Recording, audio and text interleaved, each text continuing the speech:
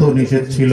ও দুনিয়ার মুসলমান, মাত্র 4 জন কালিমা পড়ে মুসলমান হয়েছেন, 4 জন কালিমা পড়ে মুসলমান হয়েছেন। এমনকি মক্কার কাফির মুশরিকরা তাদের নিজস্ব সংসদ ভবনে দারুন নাদওয়ার মধ্যে আইন পাস করেছে, মক্কার বাহির থেকে কোনো মানুষ যদি মক্কার মধ্যে আসে আলাদা কোনো বেশি কথা বলবো না, কারণ কথা যদি বলে ফেলো তাইলে সে মুহাম্মদের কথা জিজ্ঞাসা করে ফেলতে পারে, এইজন্য তোমরা কথা বলবা না। আবু যার গিফারি রাদিয়াল্লাহু আনহু মক্কায় ঢুকেছে। হে রে, লম্বা সময় মক্কার পাশে বসে বসে বসে বসে নবীর জন্য অপেক্ষা করতেছে। আমার নবীকে চেহারায় চিনে না, দেখতে পায় না, কোথায় আমার পয়গম্বর নবীজির পাইলে কালিমা পড়ে মুসলমান হয়ে যাব। সন্ধ্যা হয়ে গেল, রাত হয়ে গেল। হযরত আলী রাদিয়াল্লাহু আনহু মক্কার সামনে দিয়ে যায়, তাকিয়ে দেখেন অপরিচিত একজন মানুষ কাবার সামনে বসা। জিজ্ঞাসা করলেন, ভাই আপনি মনে হয় মক্কার বাসিন্দা নয়? বলে না, আমি তো বহুত দূর থেকে এসেছি। খাওয়া দাওয়া করেছেননি? কোনো বলে না, খাওয়া দাওয়ার কোনো ব্যবস্থা হয় নাই। চলেন আমার বাড়িতে চলেন, আমি খাওয়ার ব্যবস্থা করব। খাওয়া দাওয়া কমপ্লিট করাইয়া হযরত আলী রাদিয়াল্লাহু আনহু পাঠায়া দিলেন। জিজ্ঞাসা করতে পারেন না, এতটুকু সাহস ছিল না, এতটুকু পরিস্থিতি ছিল না। কেন আসছেন ভাই মক্কায়, কি কারণে এসেছেন, এই কথা জিজ্ঞাসা করা রাষ্ট্রীয়ভাবে নিষেধ ছিল, এজন্যই জিজ্ঞাসা করতে পারেন নাই আলী রাদিয়াল্লাহু আনহু। হায়রে, চলে আসলেন আবু যার গিফারি রাদিয়াল্লাহু আনহু। হযরত আলী দ্বিতীয় দিন আবার কাবার সামনে দিয়ে যায়, তাকিয়ে দেখে আজকে আবু যার গিফারি বসা।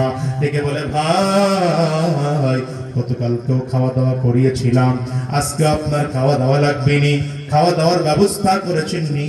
আবু যার গিফারি রাদিয়াল্লাহু আনহু বলেন, আমি ছোট্ট একটা মশকের মধ্যে করে পানি নিয়ে এসেছিলাম, অল্প একটু খাবার নিয়ে এসেছিলাম।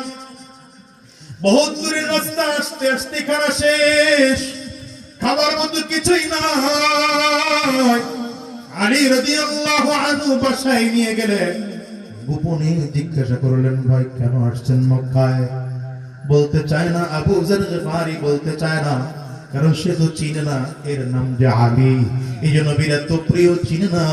বলে না ভাই, তোমাকে বলা যাবে না, আমি তোমাকে বলতে চাই না, কারণ চিন্তা করলেন যদি নবীর কথা বলি, যদি আবার কেউ আমাকে মারে, নির্যাতন করে, জন্য বলেন না, চুপচাপ আছেন আলী রাদিয়াল্লাহু আনহুর কাছে। বারবার জিজ্ঞাসা করার পরে বলে, ভাই যদি আমাকে আমানতের সাথে জবাব দাও, আর যদি কাউকে না জানাও তাইলে বলতে পারি। বলে কেন আসছেন? বলে শুনেছি মক্কায় নাকি মুহাম্মদুর রাসূলুল্লাহর আবির্ভাব হয়েছে, তিনি নাকি শেষ নবী, অপেক্ষা ছিল কখন আমার শেষ নবী আসবে। সন্ধান পেয়েছি নবী, যদি আমার নবীর দেখা পাইতাম তাইলে হাতে হাত দিয়ে কালিমা পড়ে মুসলমান হয়ে যেতাম। হযরত আলী রাদিয়াল্লাহু আনহুর আনন্দের চোখ দিয়ে পানি বের হতে আরম্ভ করেছে। হাতটা বাড়ায় দেয়, ভাই আইরে বুকে আয়।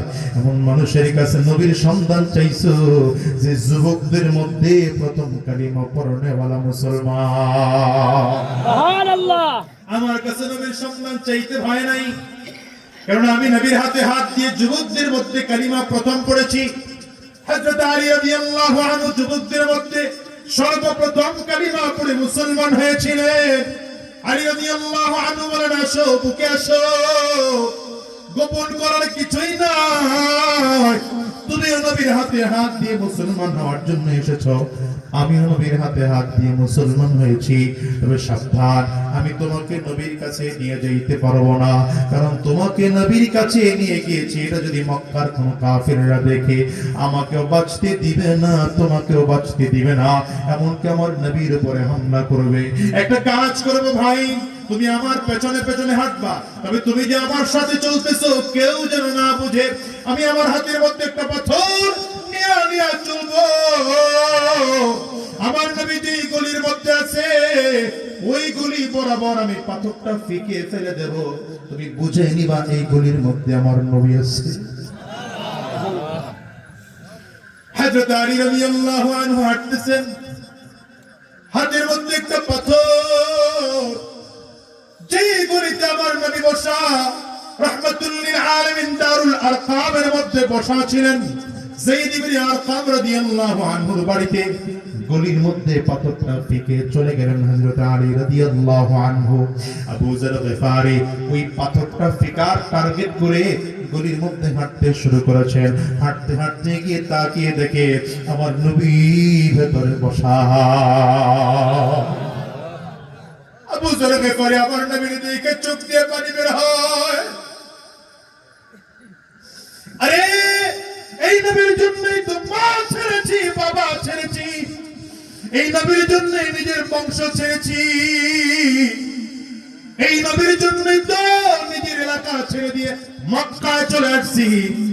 চেহারা আমার নবীর চেহারা দেখেই তো আবু যর গফারি বুঝে ফেলছে এই চেহারার মানুষ মিথ্যাবাদী হতে পারে না, এই চেহারার মানুষ সত্যিকার আল্লাহর পয়গম্বর।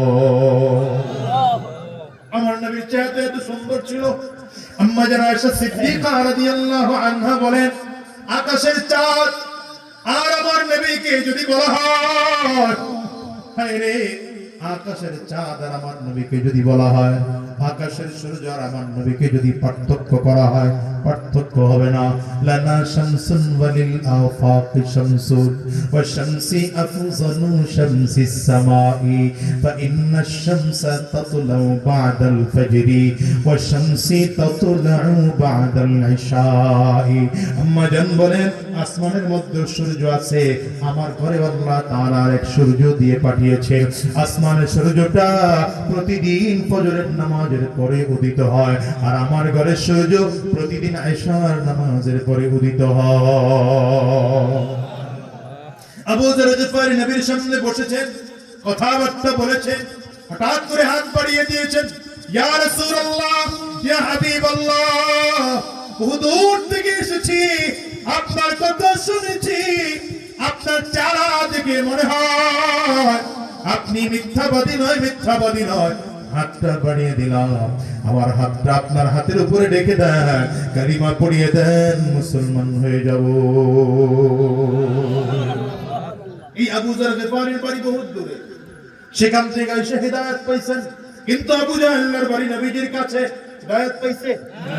এইজন্য বলি হিদায়াতের দৌলতটা গোটা পৃথিবীর মধ্যে সবথেকে দামি দৌলত, এর থেকে বড় দামি দৌলত হতেই পারে না। আজকে এই মাহফিলে যতজন যুবক এসেছে, যুবক রে, আমি তোমাদেরকে বলে যাব, আল্লাহর কাছে হিদায়াত চাও, রবের কাছে হিদায়াত চাও, চোখের পানি ফেলে হিদায়াত চাও, আল্লাহর কাছে চোখের পানি ফালা ফালা বলো, ইহদিনাস সিরাতাল মুস্তাকিম, ইহদিনাস সিরাতাল মুস্তাকিম।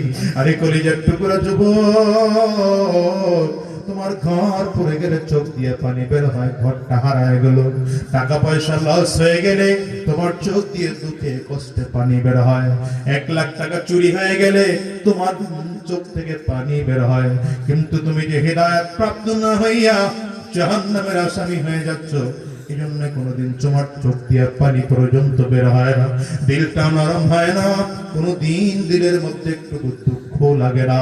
একটা বারের জন্য চিন্তা করে দেখেছো, কিয়ামতের ময়দানে যেদিন লক্ষ লক্ষ মানুষ থাকবে, ওই মানুষগুলোর সামনে যেদিন দাঁড়াইব, সেদিন যদি আল্লাহ তাআলা তোমাকে আমাকে জাহান্নামের আসামি বলে ঘোষণা করে, সেই দিন কোনো উপায় নেই রে যুবক, সাবধান, জান্নাতি হওয়ার সময়, জান্নাতি হওয়ার সময় এই দুনিয়া, মৃত্যুর আগে যতটা সময় দুনিয়ার মধ্যে আছি, এই সময় হলো এখন ঈমান গ্রহণ করা, হিদায়াত গ্রহণ করা। জমিন থেকে যখন চলে যাব, হাজার কান্না করলেও কাজ হবে না। এই কবরওয়ালা যারা ঘুমিয়ে আছে, চোখের পানিগুলো ফেলে ফেলে ফেলে ফেলে কান্না করে, কিন্তু তাদের কোনো কান্নায় কাজ হবে না। কবরওয়ালারা যদি চিরজীবন সাজদায় পড়ে থাকে, এই সাজদায় কাজ হবে না। কবরওয়ালারা যদি চিরজীবন জিকির করতে থাকে, কিয়ামত পর্যন্ত কাজ হবে না। এই জন্য জিকির করার সময় এখন, আমল পরিশুদ্ধ করার সময় এখন, ঈমান গ্রহণ করার সময় এখন, হিদায়াত গ্রহণ করার সময় এখন, কোরআন ওয়ালা জিন্দেগি গঠন করার সময় এখন। আজকের এই মাহফিলটার মধ্যে যারা এসেছো, গভীর রাত যদি হয়ে যায়, সাবধান করে বলে যে এই যুবক, শয়তানি রাস্তাগুলো ছেড়ে দাও, হারাম রাস্তা ছেড়ে দাও, সুদের রাস্তা ছেড়ে দাও, ঘুষের রাস্তা ছেড়ে দাও। আজকের এই মাহফিলটা জীবনের শেষ মাহফিল মনে করে, আজকের এই মোনাজাত জিন্দেগির শেষ মোনাজাত মনে করে, আজকের এই রাত জিন্দেগির শেষ রাত মনে করে আল্লাহর কাছে ওয়াদা করে বের হও, আয় আল্লাহ, আর হারাম রাস্তায় চলবো না, আর শয়তানি রাস্তায় কদম বাড়াবো না, আর জিনার রাস্তায় চলবো না, সুদের কারবার করব না, ঘুষের কারবার করব না। আল্লাহ তুমি কবুল করে নাও, কবুল করে নাও। দুই হাত উঁচা করে চিল্লায় বলেন কারা কারা তৈয়া? আওয়াজ দিয়ে মালিক রে ডাক দেন আল্লাহ, চোখের পানি ফেলে ডাক দেন আল্লাহ, চোখে পানি না আসলে কান্নার বান ধরে ডাকেন আল্লাহ। ও দয়ার মালিক, যতজন তোমার গোলাম আজকে আমরা দুই হাত উঁচু করে লাও, আর হারাম রাস্তায় চলবো না, শয়তানি রাস্তায় কদম বাড়াবো না, জিনার রাস্তায় চলবো না, সুদের কারবার করব না, ঘুষের কারবার করব না। আল্লাহ তুমি কবুল করে নাও, কবুল করে নাও, কবুল করে নাও। চিৎকার করে আওয়াজ দিয়া বলো আমিন। আরো জোরে জবান খুলে বলো আল্লাহুম্মা আমিন। আমি সময়ের লম্বা দিতে পারছি না।